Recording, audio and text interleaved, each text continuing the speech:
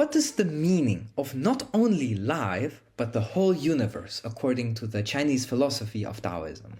Well, if we open the first chapter of the Laotse Ching, we actually find a clearly written answer. While the writing is clear, it's by no means easy to comprehend. But let's try it. In the last short, we saw that if we strive in the direction of not being, we can perceive the wonders of our existence. And if we strive in the direction of being, meaning egocentric, we just see the limitations of our being.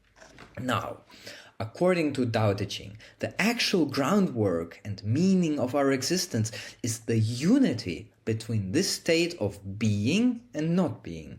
It means that it acknowledges that we humans have a certain egocentricity to our being by nature, but the balance with nature and the perception of the beautiful things around us is our goal.